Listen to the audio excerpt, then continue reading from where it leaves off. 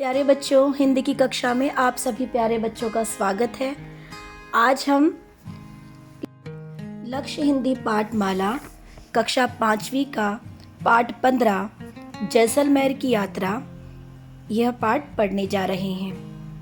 अपने पाठ को शुरू करने से पहले मैं आप सभी प्यारे बच्चों से निवेदन करती हूँ कि आप मेरे चैनल को ज़रूर सब्सक्राइब कीजिए, मेरे वीडियोस को लाइक और शेयर ज़रूर कीजिए और कमेंट करके मुझे ये भी बताइए कि आपको मेरी वीडियोस कैसी लग रही हैं और आप मेरे चैनल पर और क्या देखना चाहते हैं। आप सभी का बहुत बहुत धन्यवाद अपने प्रेम और सहयोग के लिए। तो आइए हम अपना पाठ शुरू करते हैं। पाठ 15 जैसलमेर की यात्रा। इस बार दशहरे की छुट्टियों में कार्तिक भैया ने कहा, चलो तुम सबको रेगिस्तान की सैर करा लाते हैं। इसके लिए हम जैसलमेर चलेंगे। यह सुन सभी बच्चे खुश हो गए। दिल्ली से सायं 5 बजे जैसलमेर एक्सप्रेस से बच्चों की यह टोली रवाना हुई। अंताक्षरी खेलते, चुटकुले सुनते सुनाते और गप्पे मारते रात हो गई। सबने साथ लाई पूरी सब्जी खाई और सो गए। अगले दिन लगभग 12 बजे जैसलमेर पहुंच गए। बच्चे उत्साह से भरे थे। इतने लंबे सफ़र की थकान का नामो निशान भी किसी के चेहरे पर नहीं था। सब ने अपने बैग कंधे पर लटकाए और स्टेशन के बाहर आ गए। कार्तिक भैया ने एक टैक्सी वाले को होटल तक चलने के लिए तय किया। थोड़ी देर में होटल आ गया। कुछ देर में ही सब नहा धोकर तैयार हो गए। दोपहर का भोजन करते हुए कार्तिक भैया बोले, सबसे पहले हम जैसलमेर का किला देखने चलेंगे। इसे सोनार दुर्ग भी कहते हैं। इसका निर्माण 1156 में राव जैसलदेव द्वारा कराया गया था। इसके 4 विशाल द्वार हैं, जिनके नाम अक्षय पोल, सूरज पोल, गणेश पोल और हवाला पोल हैं। यह राजस्थान का तीसरा प्राचीनतम दुर्ग है। किले के मजबूत परकोटे में 99 बुर्ज है। तो प्यारे बच्चों, कहानी की शुरुआत होती है जहां कार्तिक भैया सभी बच्चों से कहते हैं कि हम सभी रेगिस्तान की सैर करने जाएंगे और वह जैसलमेर की यात्रा पे निकलते हैं। दिल्ली से वह सायंकाल यानी शाम के समय 5 बजे जैसलमेर एक्सप्रेस से निकलते हैं और अंताक्षरी खेलते, चुटकुले सुनते सुनाते, गप्पे मारते हो जाती हैं। सब मिलकर पूरी और सब्जी खाते हैं। दिन लगभग 12 बजे जैसलमेर पहुंच जाते हैं। बच्चे बहुत ही उत्साह से भरे हुए हैं और लंबे सफ़र की थकान भी उन्हें कहीं दिखाई नहीं दे रही, महसूस नहीं हो रही है। सभी के चेहरे चमक रहे हैं क्योंकि सभी बहुत खुश हैं कि वह जैसलमेर की यात्रा करेंगे। स्टेशन पर कार्तिक भैया ने टैक्सी वाले से तय कर लिया कि कितना किराया देना है और किस होटल तक जाना है। दोपहर का भोजन होते कार्तिक भैया सबसे बोले कि पहले वे सब किला देखने जाएंगे और इस किले का नाम है सोनार दुर्ग और इसका निर्माण 1156 में हुआ था। इसके विषय में और भी कार्तिक भैया जानकारी देते हैं। आइए पाठ का अगला भाग पढ़ते हैं। त्रिकोटा पहाड़ी पर सुनहरे पीले पत्थरों से बने किले के विशाल द्वार से होकर जब वे अंदर पहुंचे तो अनेक विदेशी पर्यटक भी नजर आ रहे थे।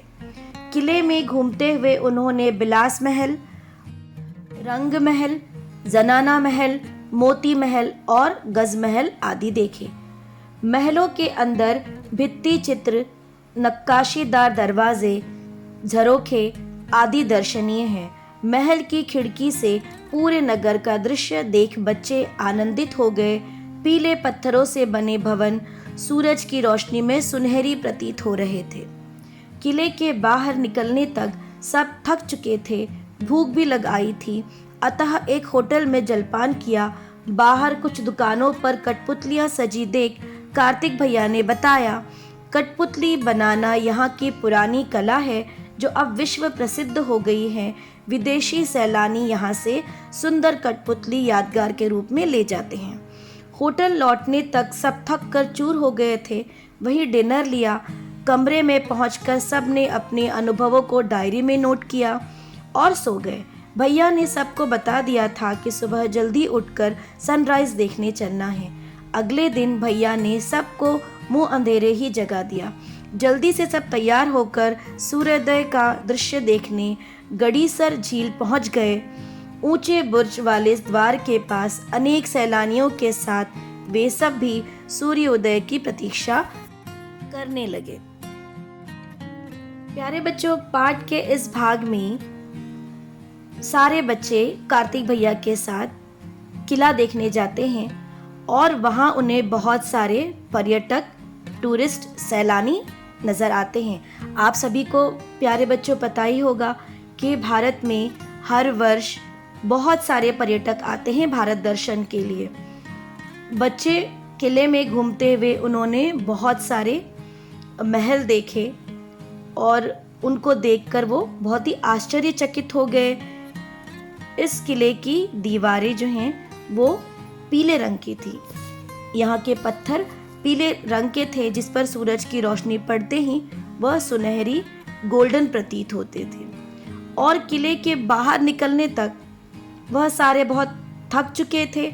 उन्होंने एक होटल में जलपान किया, नाश्ता किया और बाहर की दुकानों की सैर पर निकल गए। वहाँ उन्हें कठपुतलियाँ देखने के लिए मिली।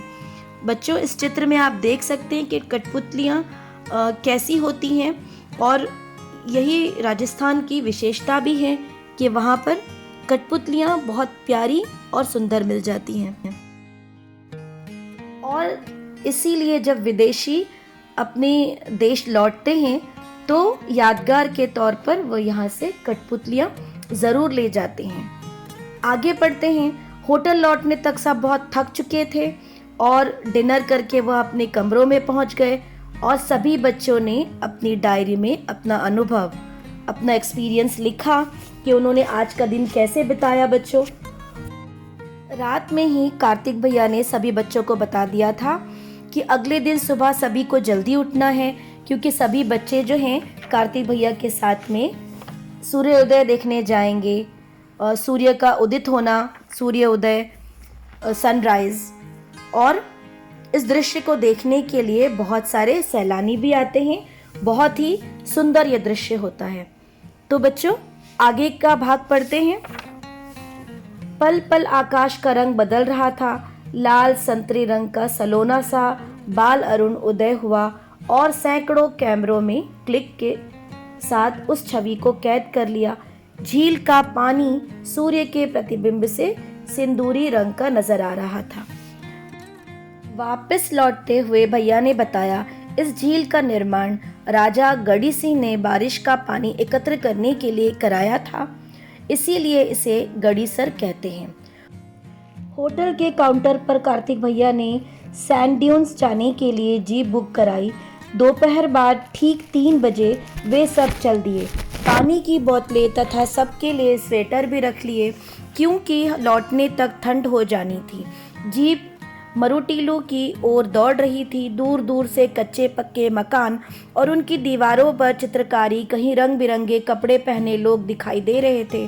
ऊंट गाड़ी पर आते जाते लोगों को देखकर कार्तिक बोले, रेगिस्तान में ऊंट ही यातायात का साधन है, इसीलिए इसे रेगिस्तान का जहाज भी कहते हैं। जीप रुकी तो सामने रेत का विशाल समंदर था। धूप कुछ हल्की हो गई थी।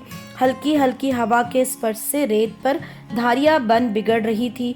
कुछ पल के लिए सब ठगे से खड़े रह गए।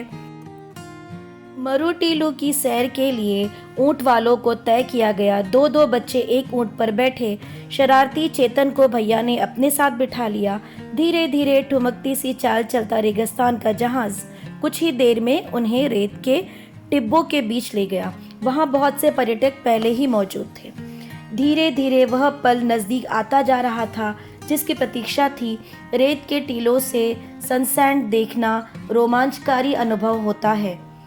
सबकी निगाहें सूर्य की ओर लगी थी।